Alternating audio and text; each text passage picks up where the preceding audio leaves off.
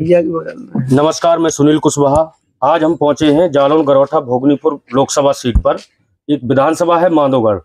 यहाँ की पब्लिक से आज हम बातचीत करेंगे क्योंकि कल है 20 तारीख, 5वें चरण का कल है मतदान। किन किन मुद्दों को लेकर के यहाँ की जनता जो है वोट करने वाली है, इस पर हम चर्चा करेंगे। सबसे पहले हम बात करेंगे जो 2022 में विधानसभा का जो है समाजवादी पार्टी से चुनाव लड़ा है, इनसे बात करेंगे।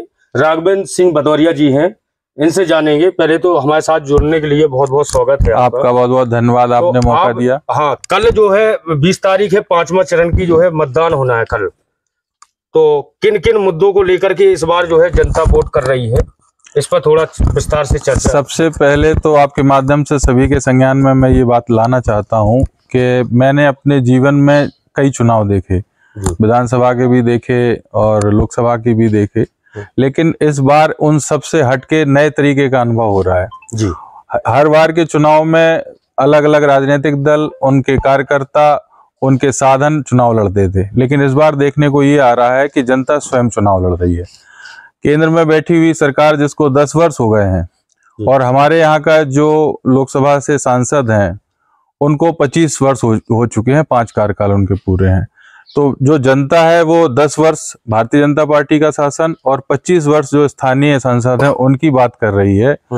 और जमीन पर जब जाते हैं, लोगों के बीच जाते हैं, तो महंगाई एक बहुत बड़ा मुद्दा है, अग्निवीर योजना बहुत बड़ा मुद्दा है, तहसील और थानों में जो भ्रष्टाचार बढ़ गया कई गुना, वो बहुत बड़ा मुद्दा है। और जो सबसे बड़ी बात है जो मैं देख रहा हूँ जनता के बीच में, कि ये चुनाव लोकतंत्र और संविधान बचाने का चुनाव बन गया है। हम सब जानते हैं कि संविधान की बदौलत ही गांव के गरीब को, गांव के कमजोर को अधिकार मिला है, वो अपने सम्मान की, अपनी संपत्ति की, अपनी परिवार की रक्षा कर रहा है। अगर संविधान नहीं रहेगा, ये अदालतें नहीं रहेंगी, थाने नहीं रहेंगे, व्यवस्था अगर चौपट हो जाएगी, तो निश्चित तौर पर इसका खामियाजा जो गांव की गरीब जनता है उसको भुगतना पड़ेगा। उनके अंदर एक असुरक्षा का भाव पैदा हो गया है और इस भाव की वजह से वो निश्चित रूप से भारतीय जनता पार्टी के खिलाफ वोट देने का काम करने जा रहे हैं। जैसे भाजपा वाले कह रहे हैं कि हम जो है लगातार कई वर्षों से 5 किलो राशन फ्री दे रहे हैं, इस पर क्या कहें? सभी सरकारें आई और सभी सरकारों ने अपनी प्राथमिकता के हिसाब से जन कल्याणकारी योजनाओं को लागू किया। 5 किलो जो राशन की बात है, हम लोगों ने अपने जो मैनिफेस्टो है उसमें हमने इस बात का जिक्र किया है कि हम 10 किलो अनाज देंगे, महिलाओं को 8,500 रुपये देंगे, हमारे जो किसान भाइयों पे कर्जा है उसको माफ़ करेंगे, छोटे जो लघु उद्योग हैं उनके लिए ऋण की व्यवस्थाएं आसान करेंगे। हम लोगों के बहुत सारे कार्यक्रम हैं और इसमें हम लोग बाजी इसलिए मार ले जाएंगे कि हम लोगों की विश्वसनीयता जो है वो मोदी सरकार से कई गुना अधिक है। हम लोगों ने पहले भी जब सरकारें आई तो जो मैनिफेस्टो में वादे लोगों से किए हैं उनको पूरा करने का काम किया है। 15 मई को GIC ग्राउंड में सूबे के मुखिया, उत्तर प्रदेश के जो है मुख्यमंत्री जी योगी जी आए थे, तो उन्होंने जो है अपने भाषण में कहा था कि ये चुनाव एक तरफ राम भक्त और एक तरफ राम विरोधियों के बीच में होने जा रहा है। इसको कैसे देखते हैं आप? भगवान में सभी की आस्था है। समाजवादी पार्टी जिसका प्रत्याशी है, हम लोगों के संस्कार ऐसे हैं कि समाज में जो भी व्यक्ति है, हिंदुस्तान का जो भी नागरिक है, उस सबके जो भी धर्म है, चाहे वो हमारा रामायण पढ़ने वाला हो, चाहे कुरान में आस्था हो, चाहे बाइबल में आस्था हो, चाहे हमारे सरदार भाई हो, हम सभी ये मानते हैं कि सबसे बड़ा धर्म इंसानियत का है, सबसे बड़ा धर्म देश प्रेम का है, सबसे बड़ा धर्म देश सेवा का है।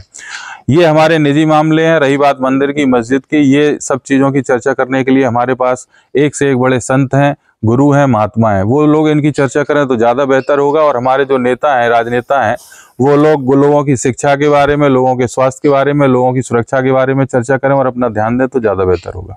अब जैसे भाजपा के एक बात और कह रहे हैं कि इस बार हम 400 पार, एक बार फिर मोदी सरकार। उनका ये बोलबोला 2004 में जैसे पहले फूट चुका है, वो 2024 में वैसे ही फूटने वाला है। और भारतीय जनता पार्टी की सरकार जो 400 पार कह रही है, वो 400 हार है और उनकी 150 सीटों से भी कम आने वाली है।